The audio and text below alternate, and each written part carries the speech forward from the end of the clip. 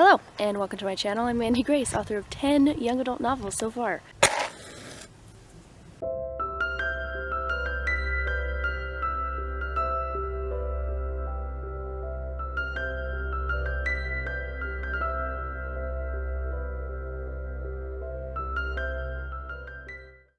We're still at the farm, so you get the trees again. It is December 31st, which means, it's the end of December, which means it's time to recap my reading for December. It's not a huge, big list, but I did read some things. In terms of the overall big goals that I had for reading in 2021, there were two of them. One was to make some serious, progress with my TBR stack of books that I own but I haven't read, plus a few books that were borrowed. Really did not make a whole lot of progress there. It's fine, we don't have to talk about it. And my other goal was to read one book on what I called writing craft every single month. And that one I did do, and I'm going to continue doing into 2022. I cannot believe that that is the year we are about to enter. So books that I read. In terms of the writing craft / professional development, which is what we're calling it next year, I read Writing into the Dark, How to Write a Novel Without an Outline by Dean Wesley Smith. There is a reading vlog of this. I thought it was interesting. I thought he was very condescending and opinionated about how to write a novel. You can hear all about that on the reading vlog. Yeah, I haven't actually tried this method yet, but I do plan on doing it at some point because I think it would be interesting.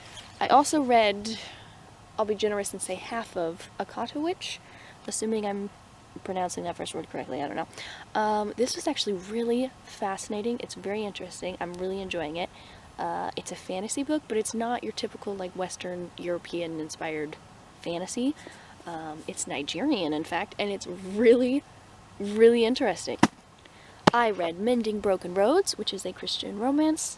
Not really my genre, I would say. Mostly because I don't read a lot of contemporary romance, and also this one has a lot of Hallmarky vibes, which isn't necessarily a bad thing. It was a very sweet story, but cringy as well, which is really sugary romance. That's what that is. You know what? Some people really, really love. Also, I would suggest that you buy this book, support this author regardless, because it is written by one of my hedgie sisters in my writing group, and she's lovely. So, there you go. Also, if you're really into Hallmark-esque romances. Also, there was the Stolen Kingdom reread experience, which I feel like is cheating because I've read the book so many times, and it's I don't know, it's less like reading a book now and more just fond memories. Anyway, so there was that, and that is my stack for December. That is it, you guys. That's it. It's not special. Moving into next year, the plan is to keep track of the number of books on my TBR, and I'll be subtracting how many I read and then adding how many I get, through birthdays and Christmas and my brother-in-law. No, I always say that. My brother, this is terrible.